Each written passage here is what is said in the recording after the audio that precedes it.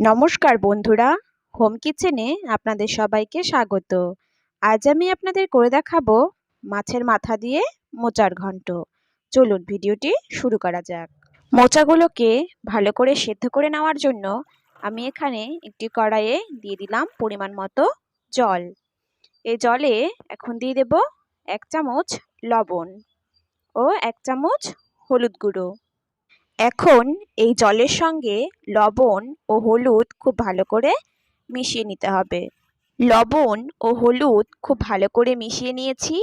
এখন এতে দিয়ে দেব আগে থেকে কুচি কুচি করে কেটে ও পরিষ্কার করে ধুয়ে রাখা মোচাগুলো। এখন এই মোচাগুলোকে সেদ্ধ করে নেওয়ার জন্য আমি ঢেকে দিচ্ছি 3 থেকে 4 মিনিটের জন্য। মোচাগুলো সেদ্ধ হতে হতে এদিকে আমি মশলা বেটে নিচ্ছি। দিচ্ছি আদা, কয়েকটা কাঁচা লঙ্কা ও একটু জিরে। আদা, লঙ্কা ও জিরে খুব ভালো করে একসঙ্গে বেটে নেব।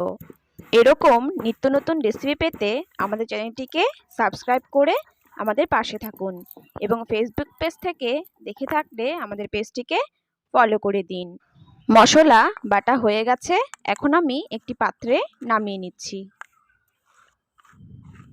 সেদ্ধ করে নেওয়ার জন্য আমি যে মোচাগুলি বসিয়েছিলাম তা 3 মিনিট হয়ে গেছে। আমি ঢাকনা খুলে নেব। মোচা খুব ভালো করে সেদ্ধ হয়ে গেছে। এখন জল থেকে মোচাগুলোকে আলাদা করার জন্য অন্য পাত্রে ঢেলে নেব। এখানে আমি একটি বড় সাইজের রুই মাছের মাথা পরিষ্কার করে ধুয়ে নিয়েছি। কড়াইয়ে দিয়ে দিচ্ছি ফরচুন সাদা তেল। তেল গরম হয়ে এসেছে। এতে এখন দিয়ে দেব হলুদ ও লবণ দিয়ে মেখে রাখা মাছের মাথা। এই পাশ ওই পাশ খুব ভালো করে উল্টে পাল্টে ভেজে নেব। ভাজা হয়ে গেছে, আমি নামিয়ে নিচ্ছি। মাছ ভাজা ওই তেলে দিয়ে দিচ্ছি আগে থেকে ডুমো ডুমো করে কেটে রাখা 2টো আলু। আলুগুলোকে খুব ভালো করে ভেজে নেব।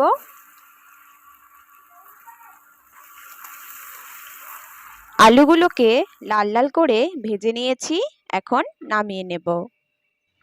এই তেলেই ফোড়নের জন্য দিয়ে দিচ্ছি 2টো তেজপাতা ও সামান্য জিরে। আমি জিরে দিয়েছি, আপনারা চাইলে 5 ফোড়নও দিতে পারেন। ফোড়ন একটু নেড়েচেড়ে দিয়ে দিচ্ছি একসঙ্গে বেটে রাখা আদা, লঙ্কা ও জিরে বাটা। আপনারা চাইলে ধনে গুঁড়োও দিতে পারেন, আমি ব্যবহার করিনি। দিয়ে দিচ্ছি 1 চামচ হলুদ গুঁড়ো ও 1 চামচ লবণ। লবণ আপনারা আপনাদের পরিমাণ অনুযায়ী দেবেন। দিয়ে দিচ্ছি 1/2 চামচ কাশ্মীরি লঙ্কা গুঁড়ো। এখন সবগুলো উপকরণ খুব ভালো করে মিশিয়ে নিচ্ছি। মশলাগুলো যাতে লেগে না যায় তার জন্য সামান্য একটু জল দিয়ে ভালো করে কষিয়ে নেব, যাতে মশলার কাঁচা গন্ধ না আসে। মশলা খুব ভালো করে কষিয়ে নিয়েছি। এখন এতে দিয়ে দিচ্ছি আগে থেকে ভেজে রাখা ও আগে থেকে জল ঝরিয়ে সেদ্ধ করে রাখা সেই কলার মোচাগুলো। ভালো করে নেড়ে মোচার সঙ্গে মশলাগুলো মিশিয়ে নিতে হবে। মোচাগুলো যখন কড়াইয়ের গায়ের থেকে ছেড়ে দেবে এবং একসঙ্গে দলা বাঁধতে শুরু করবে, তখন বুঝে নিতে হবে মোচা কিন্তু হয়ে গেছে। এখন এতে আমি দিয়ে দেব ভেজে রাখা সেই রুই মাছের মাথা। খুন্তির সাহায্যে মাছের মাথাটি একটু ভেঙে মোচার সঙ্গে খুব ভালো করে মিশিয়ে নেব। সবশেষে এতে এখন আমি দিয়ে দেব আগে থেকে বেটে রাখা গরম মশলা।